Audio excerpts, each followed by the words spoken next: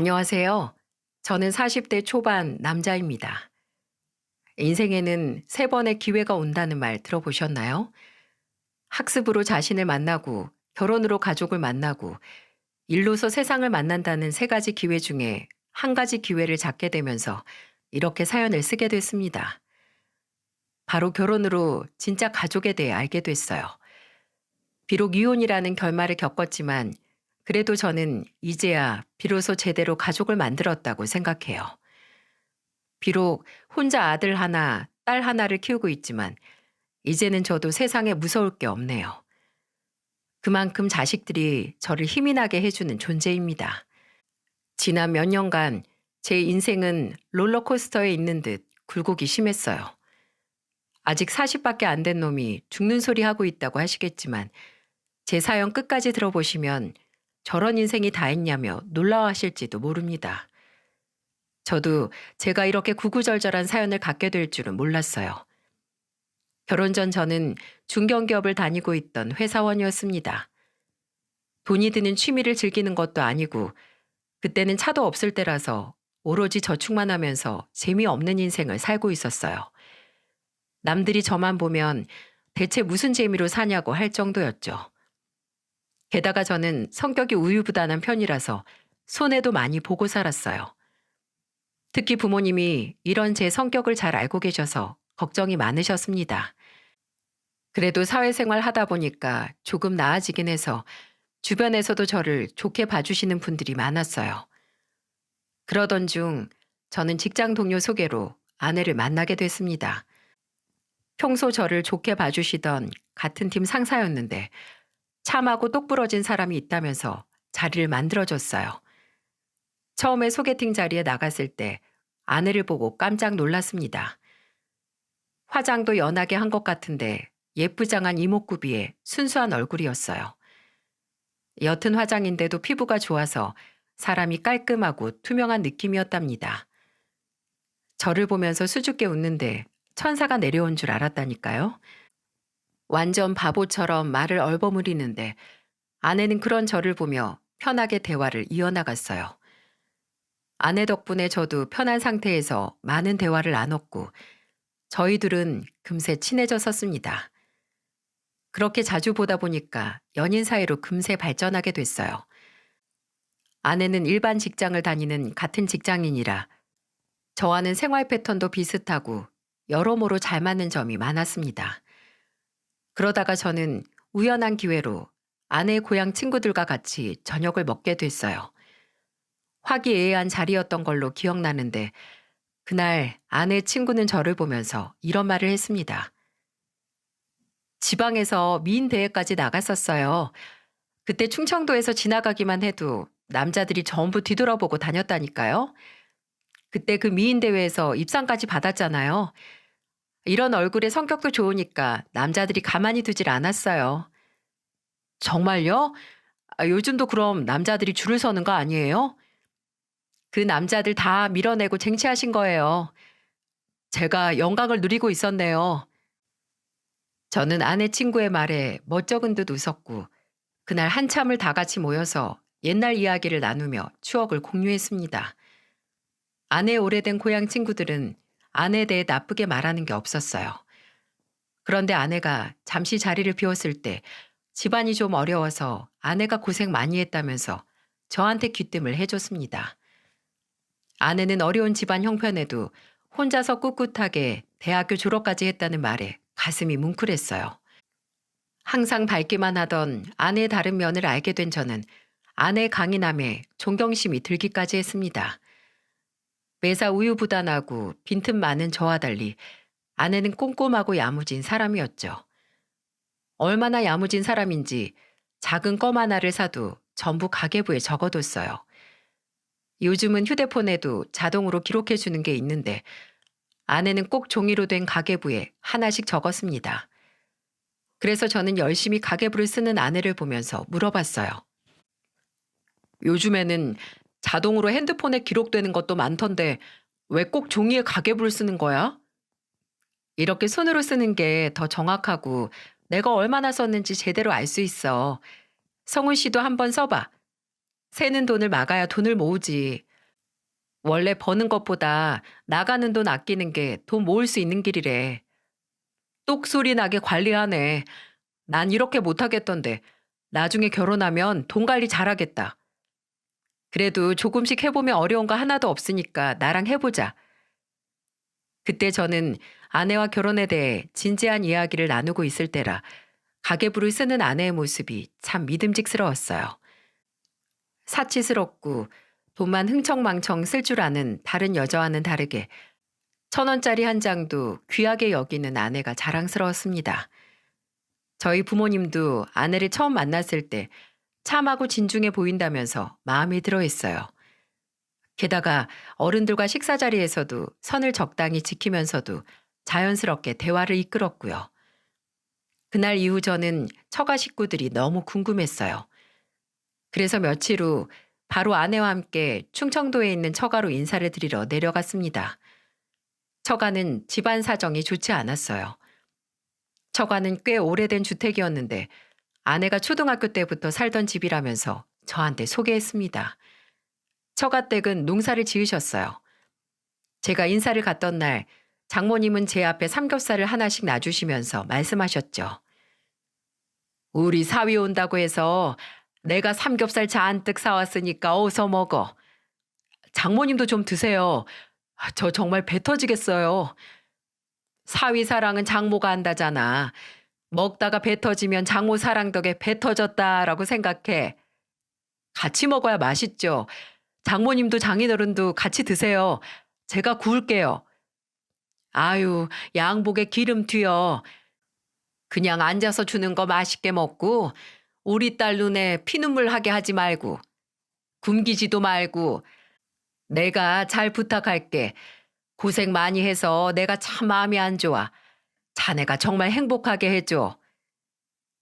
장모님은 양복에 기름 튄다고 저는 먹으라면서 웃으면서 말씀하셨어요.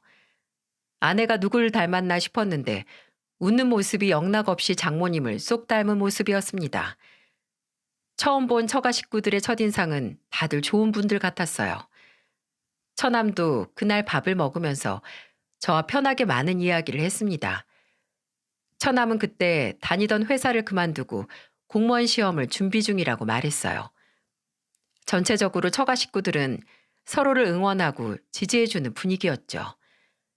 이런 집안 분위기에서 자라서 그런지 아내가 긍정적이고 밝은 사람으로 컸구나 싶었습니다. 이런 사람과 평생을 함께 한다면 어떤 위기가 와도 다 이겨낼 수 있을 것 같았어요. 정말 그때 아내를 놓치기 싫어서 아내 형편을 고려해서 결혼식도 소박하게 했었습니다. 그때 결혼 당시 아내가 준비해온 결혼 자금은 1,300만 원이 전부였어요. 그래도 좀 회사 생활을 했을 텐데 그렇게 알뜰하게 돈 모으던 아내가 왜 이렇게 돈을 못 모았을까 의문이었죠. 그런데 알고 보니까 그동안 집안에 무슨 일이 생기면 아내가 금전적인 도움을 주고 있었던 거예요. 그래서 저와 아내는 간소화된 결혼식을 올리고 제가 모은 돈에 대출금을 보태서 신혼집을 마련했습니다. 으리으리한 궁궐 같은 집은 아니라도 저와 아내는 행복했어요. 그렇게 저와 아내는 아들 하나, 딸 하나를 낳고 살았습니다. 별로 가진 것 없이 시작한 결혼인데도 야무진 아내 덕분에 부족함 없이 살았어요. 아내는 결혼 전후 한결같이 참 신중한 사람이었습니다. 아내가 큰아들을 출산했을 때 친구가 저한테 요즘은 아내가 아이를 낳으면 수고했다는 의미로 명품 가방을 사줘야 한다는 겁니다. 그래서 저는 혹시나 아내도 이런 걸 기대하고 있을까 싶어서 친구의 말대로 가방을 선물했어요. 그러자 아내는 화를 내며 말했습니다. 당신 미쳤어? 아니 이런 걸 왜 사와? 애 엄마가 500만 원짜리 가방이 왜 필요해? 요즘에는 여자들 아이 낳고 나면 명품 가방 선물로 받는다고 하니까 혹시나 해서 사왔지. 얼른 가서 환불해. 앞으로 애들 먹이고 입히려면 들어갈 돈이 얼만데. 나는 이런 거 필요 없어. 가방만 비싸면 뭐해. 가방 모시고 살 거야? 나는 진짜 이런 거 필요 없어. 정말 나한테 고마우면 이 가방부터 환불하고 와. 내가 카드 내역에서 확인해 볼 거니까 얼른 가서 환불해. 저는 정말 아내를 위한 선물이었는데 아내는 그런 가방 필요 없다면서 되려 저한테 화를 냈었어요. 괜히 친구놈 의견 듣고 선물 준비했다가 된통 혼났던 날이었습니다. 그때 저한테 아내 선물로 명품 가방 추천해준 친구한테 제 아내 이야기를 하자 친구는 저를 부러워했어요. 친구 아내는 한 번씩 명품 가방을 바라는 통에 월급쟁이 허리 휘겠다면서 저를 부러워하는 말들을 늘어놨습니다. 그때 제 아내가 얼마나 현명한 사람인지 한 번 더 알게 됐어요. 그러다 보니 아들, 딸 둘을 낳고 아내까지 저희 네 식구 정말 행복하게 지냈습니다. 하지만 불행은 뒤통수를 치고 온다고 하잖아요. 늘 현명하고 참했던 아내는 점점 변해갔어요. 그때쯤이 제가 다니던 회사 점점 어려워질 때였어요. 제가 다니던 회사가 경기가 안 좋아지자 매출에 타격을 입었고 인원 감축에 나선 겁니다. 그런데 하필 제가 구조조정 대상자에 딱 올라 있었어요. 정말 앞길이 막막했습니다. 아직 어린이집 다니고 있는 자식이 둘이나 있는데 회사에서 해고되면 저는 무얼 해야 하나 머리가 아팠어요. 그래도 저는 어려운 시기였지만 가족들 생각을 하면서 힘을 내려고 했었습니다. 하지만 아내는 이런 제 노력과 달리 점점 변해갔어요. 늘 검소하던 아내였는데 카드값이 500만 원이 나온 거예요. 저는 혹시나 카드를 분실해서 아예 다른 사람이 쓴 건가 했습니다. 정말 몰랐으면 경찰에 신고할 뻔 했을 정도라니까요. 왜냐하면 카드 사용 내역이 피부과 성형외과 같은 곳이었거든요. 아내는 감기가 걸려도 병원에 잘 안 가는 성격이라 참 이상했습니다. 그래서 아내한테 카드 내역서를 보여주며 말했어요. 당신 혹시 여기 다 혼자서 다닌 거야? 이런 곳 평소에 안 가는 곳이잖아. 내가 다녀온 거야. 나 애들 낳고 제대로 관리 한번 받아본 적 없잖아. 지금부터라도 해야지. 지금 우리가 피부과 성형외과에 500만 원씩 쓸 돈이 어딨어. 한 푼이라도 아껴야지. 나 회사 어떻게 될지도 모르는데. 요즘 어린이집에 엄마들 모이면 엄마들 입고 걸치고 얼굴에 바른 거 보면서 서로 집안 어느 정도인지 파악하느라 바쁜 거 몰라? 그 싸움에 지면 우리 애들 기죽는 거야. 그런 거 신경 안 썼잖아. 아, 그리고 그런 싸움이 무슨 의미가 있어? 나도 여자야. 그런 거 다 신경 쓰여. 나라고 마냥 괜찮겠어? 그냥 당분간만 봐줘. 이렇게라도 안 하면 내가 미칠 것 같아서 그래. 그럼 당신 딱 3개월만이야? 그 이상은 절대 안 돼. 우리 앞으로 대책 세우기도 바빠. 당신이 나 좀 이해해줘. 저는 아내한테 3개월까지만 봐준다며 말했어요. 원래는 아내와 맞벌이였던 아내가 둘째를 낳고 회사를 그만두면서 집안에서 돈을 버는 사람은 저뿐이라서 어쩔 수가 없었습니다.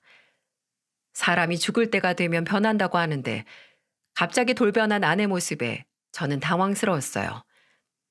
평소 다른 사람 시선 의식하는 사람도 아니었는데 갑자기 주변 의식하면서 과소비를 하기 시작했습니다. 저는 그게 다 애들 교육을 위한 거라면 정말 신경 안 썼을 거예요. 그런데 정말 가정에 보탬이 되는 것도 아닌데 왜 저렇게까지 해야 되나 이해가 안 갔습니다. 그래도 최대한 이해해 보려고 했어요. 아이들 키우느라 힘들어서 지쳤을 수도 있겠다 싶었어요. 하지만 아내는 점점 더 변해만 갔습니다.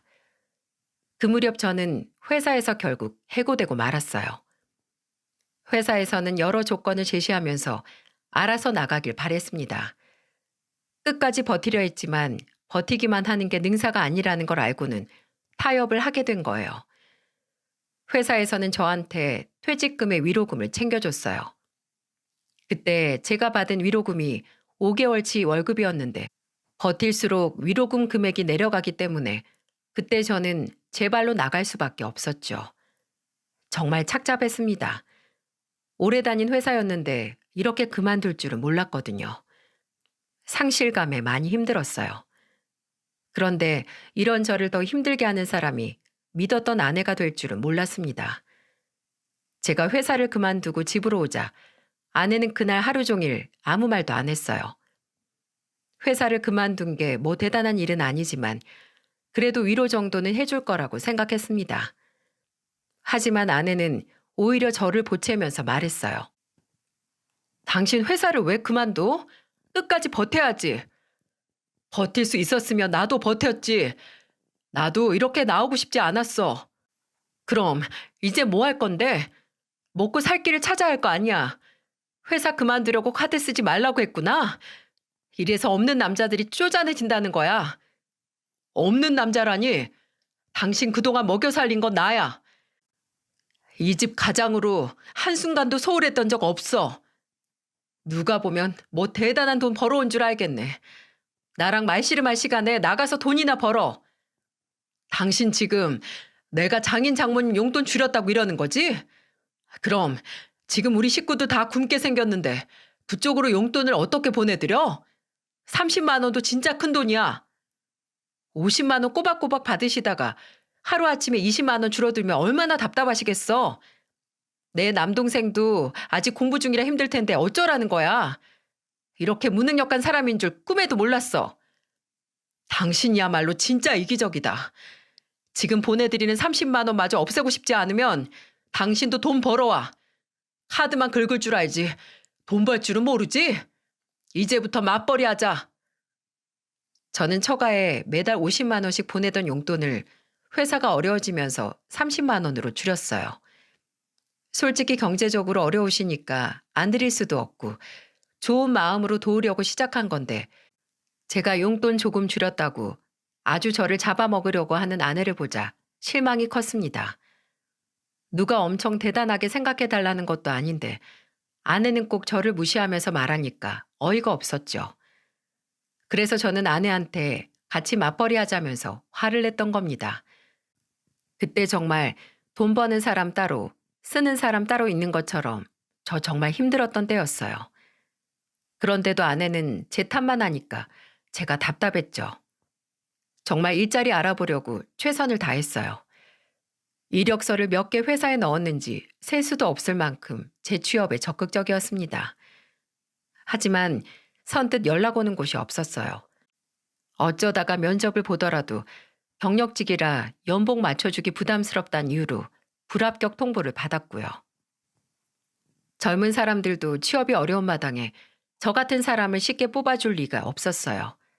그래서 저는 프랜차이즈 사업을 알아보게 됐습니다. 주변에 프랜차이즈 사업을 하는 사람이 있어서 도움을 받아 시작하게 됐어요. 정말 취업이 너무 안 되니까 제가 일할 곳을 직접 차린 거에 가까웠습니다. 그때는 일하고 싶은 마음이 간절했고 시작만 하면 정말 잘할 자신이 있었어요. 회사를 다닐 때도 언젠간 퇴직 후에 장사를 해볼 생각이 있었거든요. 하지만 평생 책상에서 모니터만 보고 일하던 제가 뛰어들기엔 장사가 쉬운 게 아니었어요. 하필 저는 시기도 잘못 타서 정말 장사가 제대로 될 수가 없었습니다. 하필 모두가 마스크 쓰던 시국에 시작한 장사는 제가 아무리 용을 써도 쉽게 매출이 오르질 않았어요.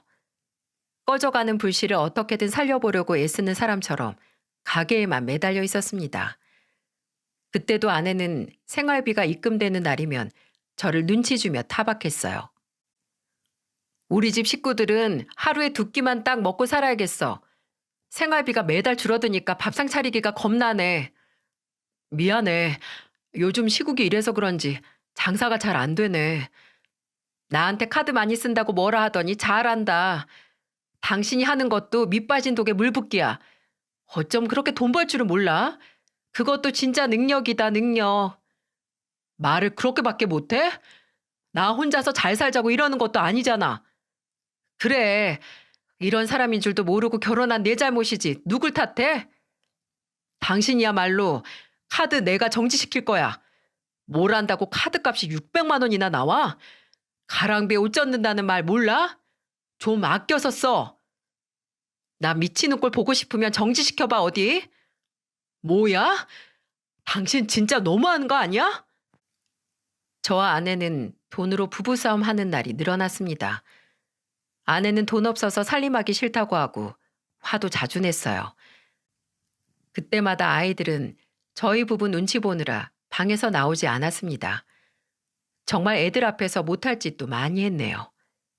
하지만 이런 제 심정도 모르고 아내는 정말 끝도 없이 막 나갔어요. 그때는 제가 프랜차이즈를 2년째 운영하며 겨우 버티다가 폐업을 결정할 때였습니다. 정말 장사를 하겠다고 영업 준비를 하고 문을 여는 순간부터 적자였어요. 그러니 제가 더 이상 버틸래야 버틸 수가 없었죠. 그때 뒤로 넘어져도 코가 깨질 것 같은 그런 시기였네요. 아내는 제가 운영하던 프랜차이즈까지 정리하자 매일 저만 보며 한숨을 쉬면서 저를 탓했어요. 이런 상황에 가장 속상할 사람은 저 아닙니까? 안 그래도 되는 일 하나도 없는데 아내는 옆에서 제가 얼마나 고생했는지 알면서도 저를 비난했습니다. 그래서 저는 돈 되는 일을 찾다가 일당이 센 막노동과 배달 일을 찾아다녔어요. 정말 온몸 부서져라 이랬네요. 그런데 정말 기가 막힌 게 아내는 돈 벌겠다는 제가 막노동을 하니까 저를 창피해하기까지 했습니다. 참 어이가 없어요. 지금 생각해보면 제가 너무 불쌍해서 왜 빨리 이혼하지 않았나 싶다니까요. 공사판에서 일하고 집으로 돌아오는 길이었는데 아내가 아이들 데리고 처남이랑 같이 서 있는 게 보였어요. 그래서 저는 인사를 하면서 다가갔는데 아내가 저를 보자마자 애들을 데리고 기겁을 하고 아파트로 뛰어 들어가는 거예요. 저는 속으로 설마 싶었습니다. 그래서 뒤늦게 집으로 달려갔죠. 그런데 아내가 제가 집에 오자마자 화를 내면서 말하더군요. 당신 그 꼴을 하고 길에서 아는 척을 하면 어떡해? 지금 나 피해서 그렇게 급하게 뛰어들어온 거야? 당신 정말 해도 해도 너무하는 거 아니야? 너무한 사람이 누군데 나보고 너무하다는 거야? 요즘 부모 직업이 애들 계급인데 당신 꼬라지를 좀 봐. 막노동하는 게 자랑스러워? 머리랑 옷 좀 깔끔하게 하고 다녀 좀. 내 남동생 이제 공무원 시험 합격해서 엄연한 공무원이라 멀끔한 거 봐. 사람이 태가 다르잖아.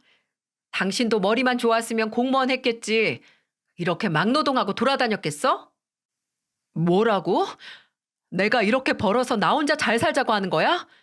다 우리 가족 생각해서 버는 거잖아. 나라고 당신한테 불만 없는 줄 알아? 아, 잘 됐네. 그럼 나 이제 처가 용돈 그만 드려야겠다. 자랑스러운 공무원 가족 생겼는데 처남이 처가댁 생활비 다 책임지라고 하면 되겠네. 저는 처남이 있는 것도 잊은 채 아내한테 소리쳤어요. 그러자 처남이 저를 말렸습니다. 저는 그동안 없는 돈인데도 처가에 30만 원씩 보내고 있었어요. 그러니까 결국 처가 생활비를 책임졌던 건데 정말 저에 대한 고마움이라고는 눈꽃만큼도 안 보였어요. 그때 저는 세상이 원망스러웠습니다.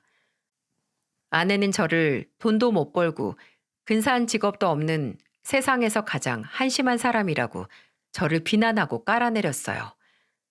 가장으로서, 남자로서 정말 비참한 때였습니다. 스트레스로 살이 계속 빠졌고 불면증도 심해졌어요. 아내와는 갈등의 골이 깊어져만 갔죠. 그래도 저는 자식들을 생각하며 버텼어요. 공사판에서 일하고 틈이 나면 배달 일도 했습니다. 그만큼 돈이 간절한 때였어요. 그런데 제가 이렇게 일해도 집에 들어오면 땀 냄새가 난다는 둥, 더럽다는 둥, 괜히 저를 트집 잡았어요. 너무 힘든데 집에서 아내까지 냉랭하게 말하니까 기운도 안 났어요. 그런데 어느 날 아내가 배달 일을 마치고 온 저한테 저녁 먹으라면서 밥과 국이 있는 진수성찬을 차려줬습니다. 제가 그때 아내가 쓰던 카드를 정지시키고 생활비도 어디에 얼마나 쓰는지 한창 확인하고 있을 때라서 아내가 왜 이러지 의구심이 들었어요.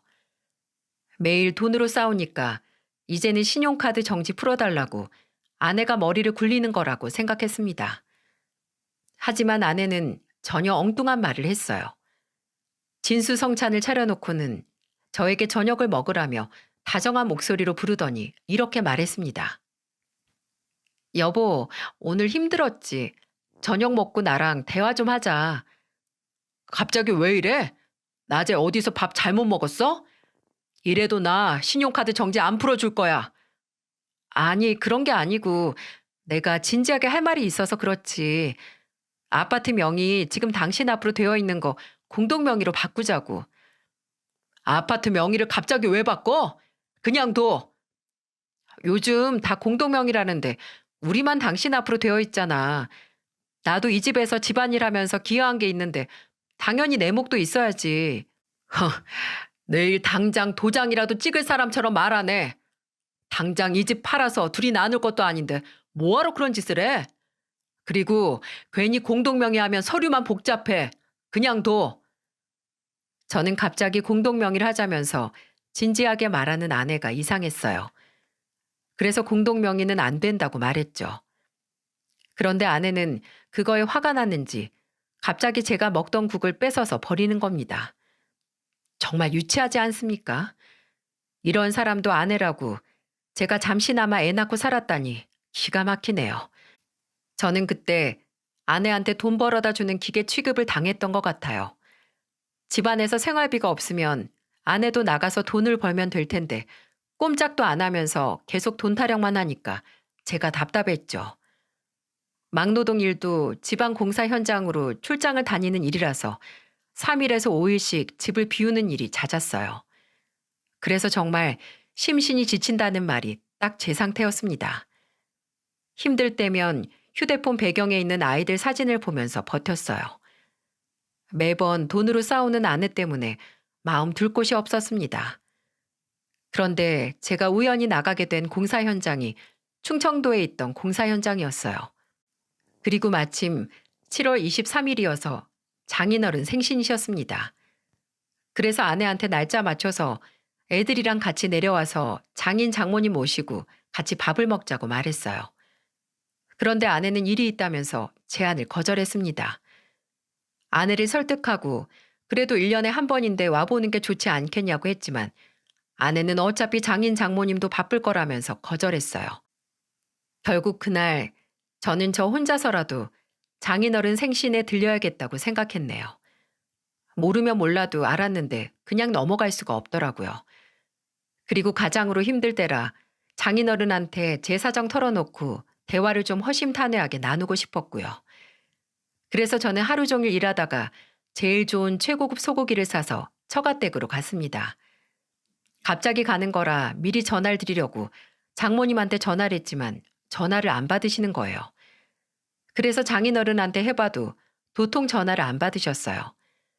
일 끝나고 처가댁으로 가는 동안 서너 통은 했던 것 같아요. 혹시 무슨 일이 있나 싶어서 아내한테도 해봤지만 아내도 전화를 안 받았습니다. 대체 무슨 일인지 다들 전화를 안 받으니까 그냥 가게 됐어요. 그런데 처가댁 대문이 활짝 열려 있는 거예요. 워낙 오래된 주택이라서 대문이 열려 있으니 기척도 없이 들어가게 됐어요. 그런데 대문을 열고 안으로 가는데 창문까지 활짝 열려 있었습니다. 그때 손님이라도 왔는지 집안에서 시끄러운 소리가 들렸습니다. 그래서 안으로 조심히 들어가면서 소리를 들어봤어요. 제가 굳이 들으려고 애쓰지 않아도 얘기가 열려있던 창문 너머로 다 들렸어요. 대화 내용은 충격적이었습니다. 글쎄 장모라는 사람이 낯선 남자한테 웃으면서 이런 소리를 하는 거예요. 우리 사위 얼른 먹어. 내가 오늘 시장에서 최고 좋은 소고기로 사온 거야. 입에 넣자마자 녹는다 녹아. 상추도 먹고. 이거 우리가 다 직접 키운 거라서 엄청 싱싱해. 장모님도 좀 드세요.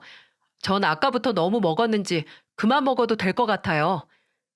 아유, 우리 사위 주려고 내가 얼마나 많이 사왔는데 이거 야채 다 유기농이니까 전부 다 먹고 가야지. 우리 생각해서라도 얼른 먹어. 부지런히 먹어. 정말 황당했습니다. 장모가 낯선 남자한테 친근하게 웃으면서 우리 사위라고 하는 장면을 목격하면 어떨 것 같으세요? 진짜 두 눈으로 보고도 안 믿겼어요. 이게 현실이 맞나 싶어서 고개를 흔들고 다시 집안을 보는데 그 자리에 글쎄 아내가 있는 겁니다. 오늘 일 있어서 못 온다고 핑계를 대던 아내는 화장까지 하고 원피스 차려입고 다소곳이 앉아 있었어요. 정말 기가 막히더군요. 이렇게 사위가 두 눈 뜨고 살아있는데 누가 사위라는 건지 황당했어요. 장모는 복스럽게 먹는다면서 낯선 남자의 등을 쓰다듬으면서 칭찬을 했어요.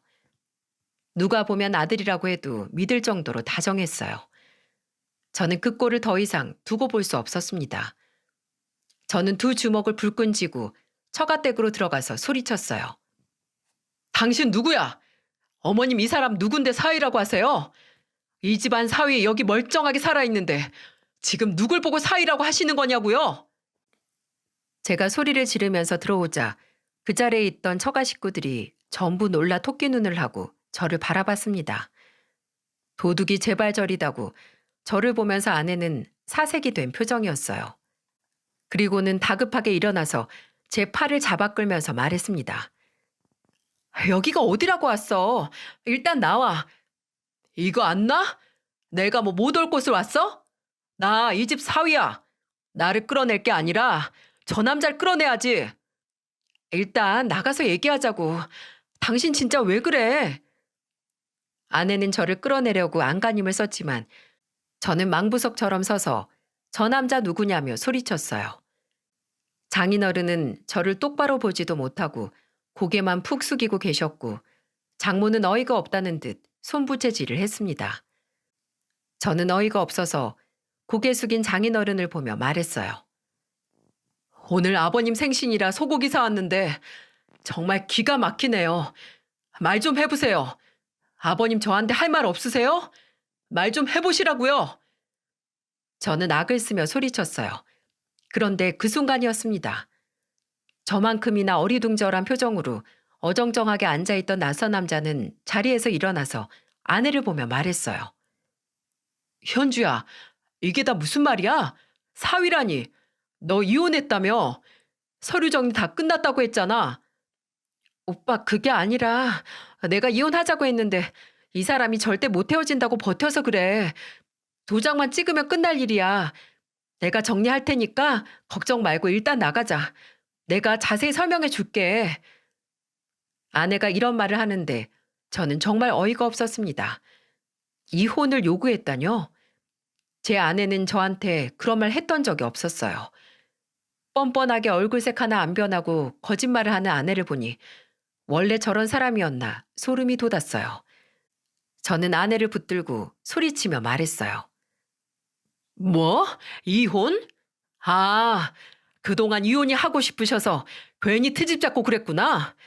아파트도 공동명의로 돌리자고 하고 아주 간사하게 굴었구나. 이러면 내가 순순히 물러날 줄 알아?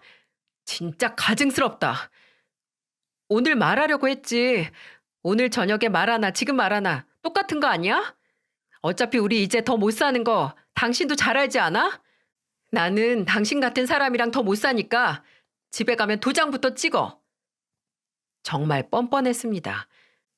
이혼도 안 하고 새로운 남자 만나서 인사를 시키고 있었으면서 그럼 저한테 싹싹 빌어야 하는 거 아닌가요? 대체 왜 이렇게 당당한 건지 이해할 수 없었어요. 그런데 이 상황이 어디 저만 황당하겠습니까? 상간남은 아내의 태도에 황당했는지 헛웃음을 치더라고요. 그리고는 아내를 보며 말했습니다. 아까는 이혼했다면서 이게 다 무슨 일이야? 난 지금 너 때문에 상간남 된 거야? 와, 너 진짜 제정신 아니구나. 정말 미친 거야? 내가 다 설명한다니까. 일단 나랑 나가자. 이 더러운 손 치워. 사람 그렇게 안 봤는데 인간 말종이었네. 상간남은 아내한테 인간 말종이라는 말을 하고는 집을 나가버렸어요. 지금 생각해보면 상간남도 인생 한번 제대로 꼬일 뻔했던 상황이었죠. 하여튼 그 상간남이 나간 자리에 처가 식구들과 저만 남게 됐어요. 그런데 정말 저를 황당하게 만든 건 장모였습니다. 정말 이런 사람일 줄은 몰랐는데 장모가 저한테 소리를 지르며 말했어요. 능력도 없는 게 무슨 집안 사이라고 고개를 빳빳하게 쳐들고 말해. 공사판 전전하니까 이젠 생각도 잘 안 되는 거야? 방금 나간 사람 너랑은 비교도 안 될 만큼 대단한 사람인데 어떡할 거야? 내 딸이 싫다고 하면 그냥 물러나면 되잖아. 뭐가 그렇게 절절한 사랑이라고 이러는 건데. 절절한 사랑 때문에 이러겠어요? 기가 막혀서 그래요. 기가 막혀서. 진짜 그 엄마의 그 딸이라고 이제야 본성 나오시네. 나는 그동안 현주가 누굴 닮아 이렇게 막장인가 싶었는데 딱 여기 아줌마 닮았네. 뭐야? 저저 교양 없는 것 봐. 그러니까 내가 싫어하는 거야. 요즘 이혼 흠도 아니래. 뉴스 보니까 3명 중에 1명 이혼했다더라. 별것도 아닌 이혼 그냥 도장 찍고 각자 살아. 우리 딸도 자기 인생이 있는데 좋은 사람 만나게 이만 놔줘. 적반하장도 유분수지. 정말 이 미친 집구석 실체를 알고 나니까 기가 막혔어요. 장인어른은 계속 고개도 못 들고 있었고 아내와 장모만 씩씩거리면서 말도 안 되는 소리를 늘어놨습니다.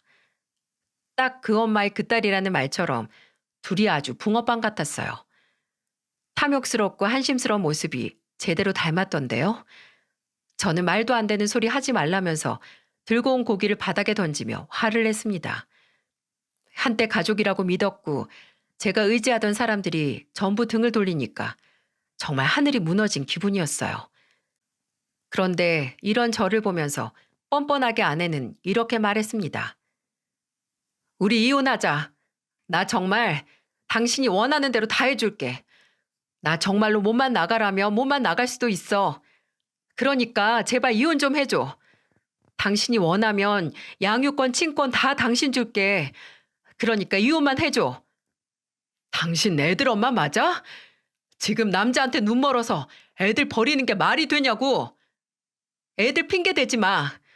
어차피 우리 둘 이제 서로 사랑하지도 않잖아.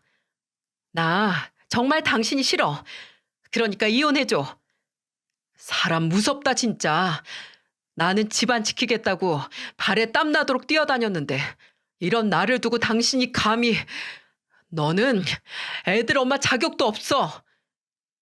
저는 상에 있던 막걸리 잔을 들고 아내 얼굴에 부었습니다. 자식을 둘이나 둔 애엄마가 바람 펴놓고 당당하게 이혼을 요구하는 이 상황에 저는 곱게 넘어갈 수가 없었어요. 그렇게 막걸리 뒤집어 쓴 아내는 소리를 지르면서 저한테 소리쳤습니다. 야, 이게 얼마짜리 화장인데 정신 나갔어? 정신은 네가 나갔지.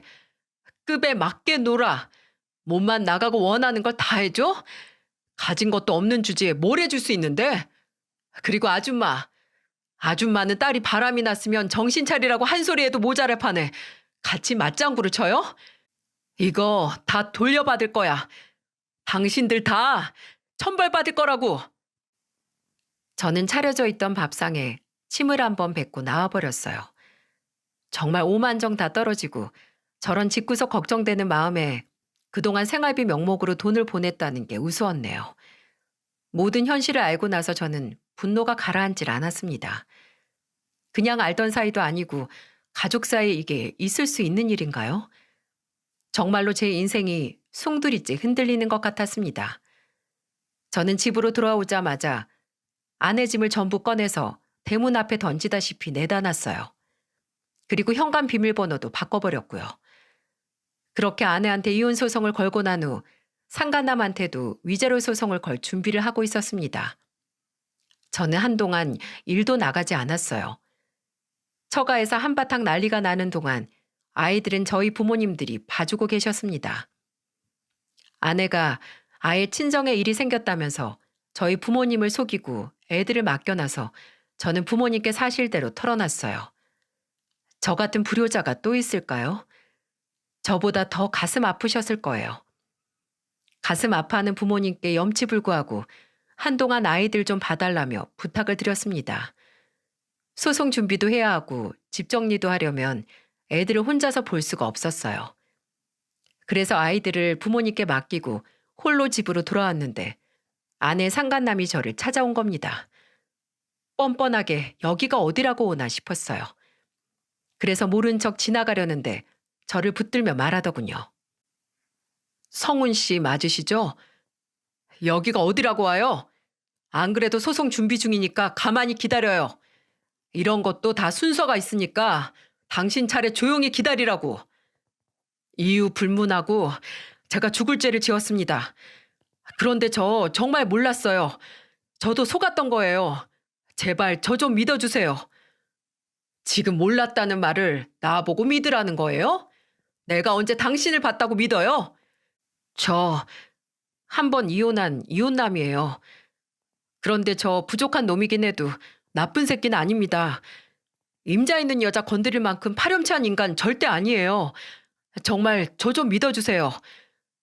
그래서 왜 찾아왔냐고요? 짜증나니까 그만 좀 하고 나가요. 이거 2천만 원입니다. 제가 정말 진심으로 사죄드립니다. 도의적인 책임으로 이렇게 드리는 게 맞다고 생각해요. 저는 정말 몰랐어요. 그래서 시간 쓰고 돈 쓰셔서 소송 저한테 준비하셔도 법적으로 저한테 보상받기 힘드실 거예요. 그러니까 제 사과 받아주시고 오늘 풀어주셨으면 좋겠어요. 그리고 저는 제 인생 구제해 주셔서 감사하다는 말도 꼭 전하러 오고 싶었어요. 인생을 구해줘요?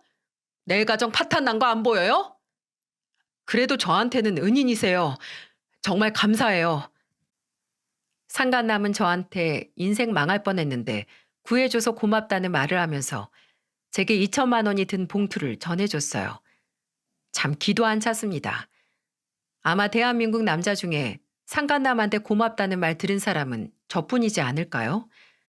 아내와 장모의 환장 조합 덕분에 두 남자 인생 살리긴 했네요. 평생 아내 옆에서 호구처럼 살 뻔했는데 저야말로 이 상간남 덕에 제 인생도 구제했다고 생각해요. 그래서 저는 그 봉투를 받아들었습니다. 그러자 상간남은 저를 보며 말했어요. 그 여자랑 헤어졌어요. 그날 바로 헤어지자고 했어요. 지금 생각해도 치가 떨려요. 저도 이렇게 소름이 돋고 치가 떨리는데 얼마나 힘드셨겠어요. 저 잃을 거 많은 사람이라서 사회적으로 무리 일으킬 만한 행동 절대 안 해요. 그러니까 저 꼭 믿어주세요. 그 상간남은 알고 보니까 대기업 과장이었어요. 들어보니까 아내는 그 남자한테 이혼녀라고 말하면서 접근했다고 하더군요. 게다가 아내는 자식이 둘이나 있으면서 애들도 없다고 했대요. 이런 사람을 애들 엄마라고 할 수 있겠습니까? 알고 보니까 그동안 제가 집을 비울 때면 애들을 친구 집이나 친정에 맡겨두고는 혼자 바람을 피러 다녔다는 사실에 배신감이 커졌습니다. 게다가 처남도 이런 말도 안 되는 상황에 한통속이었다는 것도 충격적이었어요. 알고 보니까 처남은 그동안 아이들을 대신 봐주거나 외박하는 아내의 알리바이를 해주고 있었던 겁니다. 진짜 대기업 과장 하나 등쳐 먹으려고 온 가족이 이게 무슨 짓인가요? 정말 기가 막혔죠. 그런데 상간남이 결국 아내를 버리고 떠나자 정말 웃기는 일이 펼쳐졌습니다. 장모와 아내가 찾아와서 손이 발이 되도록 싹싹 빌기 시작했다는 거예요. 얼마나 어이가 없는지 모릅니다. 저는 아내와 장모가 오거나 말거나 신경도 안 쓰고 다시 일자리를 구하려고 알아봤습니다. 그때 마침 알고 지내던 선배가 일하는 회사에 자리가 생겨서 운 좋게 다시 재취업을 할 수 있었어요. 정말로 하늘에서 한 줄기 희망이 내려오는 것 같았습니다. 경력직으로 입사해서 연봉도 예전만큼 받을 수 있었고 무엇보다 아이들한테 당당한 아빠가 될 수 있다는 게 좋았어요. 전 아내와 이혼 후 다시 일상을 되찾는 기분이었습니다. 그런데 제가 이렇게 앞을 보며 살아가는데 전 아내와 장모는 지칠 줄 모르고 저를 찾아왔어요. 전 아내는 저만 기다렸는지 출근하는 저를 붙들고는 이렇게 말했습니다. 여보, 제발 나랑 얘기 좀 해. 나 여기 몇 번이나 왔는지 몰라. 내가 너 여기 몇 번 왔는지 알아야 될 이유가 뭔데? 그리고 우리 이혼했어. 근데 누가 네 여보야? 나 너무 힘들어서 그랬어. 당신도 알잖아. 나 가난하게 살았던 거. 정말 예전처럼 힘들게 살까봐 너무 무서워서 그냥 있을 수가 없었어. 무서웠으면 일을 했어야지. 바람을 펴? 천안까지 데려다가 깜쪽같이 나 속일 때는 아주 즐거웠지? 나는 절대 너 용서 안 해. 앞으로는 멀쩡한 남자들 말고 공무원 처남 뜯어먹고 살아. 남동생 일하다가 뇌물 받아서 파면됐어.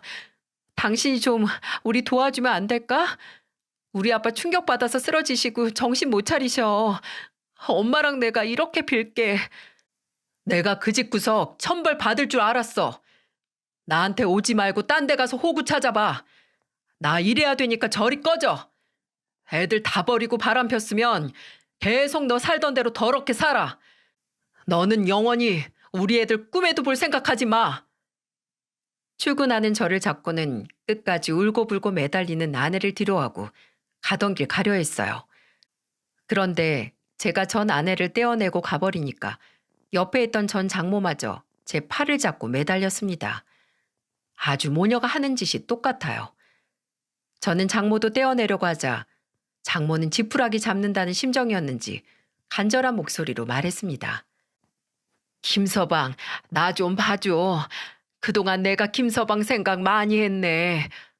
저리 가세요. 제 양복 다 구겨지니까 비키시라고요. 두 모녀 나란히 접근금지 신청해서 발도 못 붙이게 하기 전에 다들 가세요. 이혼했으면 깔끔하게 남남인데 왜 자꾸 이래요? 저는 장모와 아내를 떼어놓고는 반협박 같은 말을 하고 출근을 했습니다. 그날 어찌나 발걸음이 가벼웠는지 몰라요. 누가 나를 해하더라도 안갚음을 하려 들지 말고 가만히 기다리면 곧 그들의 시체가 떠내려가는 걸 보게 될 것이란 말이 체감됐네요. 마지막 희망이었던 처남은 과태료 감면 대가로 뇌물을 받아서 파면되고 말았다는 말을 듣자 정말 속이 시원했어요. 상황이 이렇게 되니까 전 아내와 장모가 저한테 매달렸던 거예요. 돈 나올 구멍이 없었겠죠. 더 이상 가족도 아닌데 제가 왜 신경 쓰겠어요? 저는 잘 됐다 싶어서 뒤도 안 돌아보고 이사까지 했습니다. 그런데 몇 달 후 친구한테 기가 막히는 소리를 듣게 됐어요.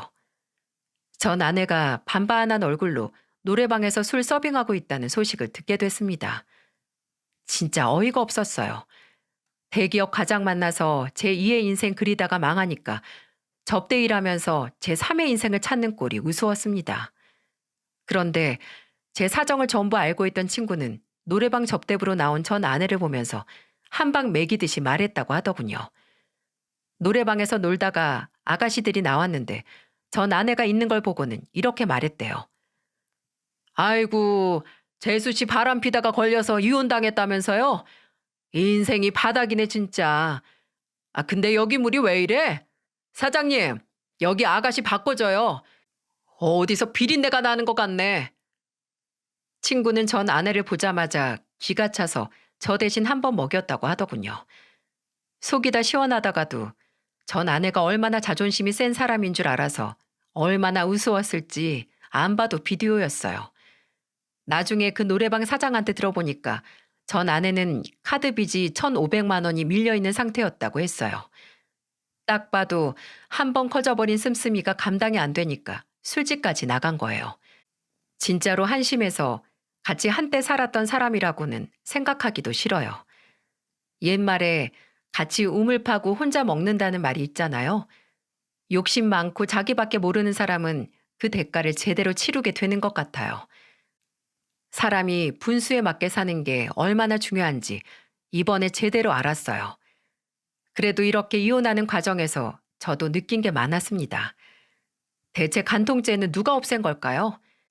이 법이 사라지고 위자료만 주면 된다는 생각으로 참 이상한 사상으로 바람피는 사람들이 많은 것 같습니다. 생각할수록 화가 나요. 부디 저 같은 피해자가 더는 없길 바라는 마음입니다. 저희 부모님이 손주들 봐주시느라 고생하시는데 더 실망 안 시켜드릴 수 있게 정말 잘 살아보려고요. 무슨 일 있어도 좌절하지 않고 노력하겠습니다. 많은 응원 부탁드려요.